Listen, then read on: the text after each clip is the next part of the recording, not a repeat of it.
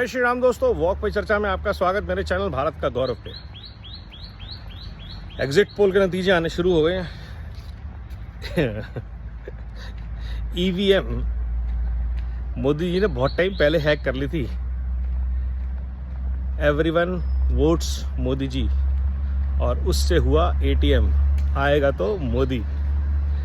ऐसे ही नहीं हुआ, ये सारे भारत को पता था, लेकिन इकोसिस्टम ने आंख मूंद ली। और कई साल पहले उनको कहा गया था, सुझाव दिया गया था, और फिर सुझाव है कि 2029 की तैयारी आप अभी से कर लीजिए शुरू, क्योंकि 2029 में जब चुनाव होंगे तो भारत एक नेक्स्ट लेवल पे होगा। भारत की प्रोग्रेस, भारत की ग्रोथ, भारत का कॉन्फिडेंस यहाँ से यहाँ जाएगा। और आप लोग उस वक्त भी हिंदू मुस्लिम जात पात जनसंख्या, फ्री में ये दे देंगे, फ्री में वो दे देंगे, इसी पे लगे रहेंगे। तो समझिए भारत का भाव क्या है इस समय। आप सिर्फ भाव लगाते रहते हो, भारत का भाव हृदय में क्या है वो समझिए। भारत एक नई रफ्तार पकड़ चुका है, संस्कृति और संस्कारों से सराबोर है।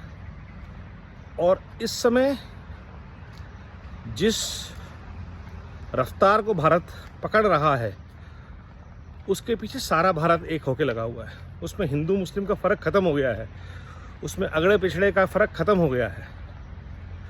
आप जो भाषा के आधार पर, क्षेत्र के आधार पर, जात के आधार पर, धर्म के आधार पर देश को तोड़ने की बातें करते हैं, उससे देश आगे बढ़ चुका है।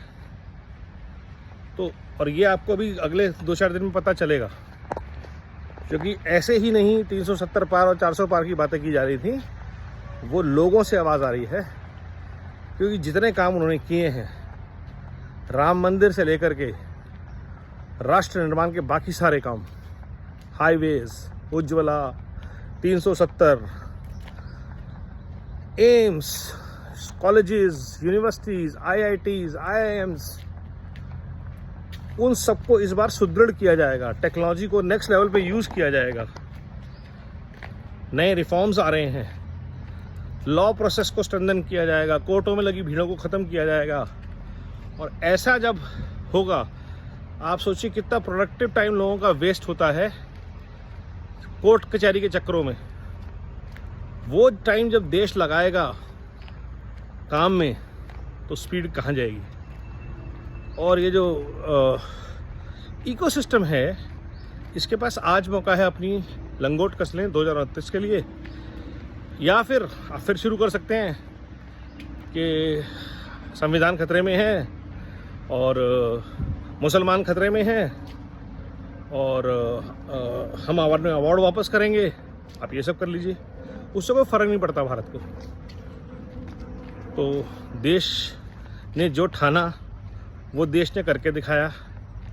ये भारत की सामूहिक इच्छा शक्ति का एक प्रदर्शन है कि तीसरी बार भारत में, पहली बार, first time in the history of Bharat, we are electing a government for the third time. Nehru की बात मत करना, Nehru was the first selected PM, समझिए, ठीक है। Indira Gandhi was again a selected PM.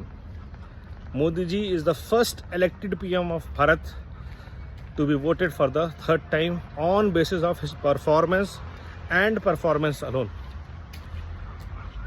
तो एंजॉय कीजिए, मज़े लीजिए।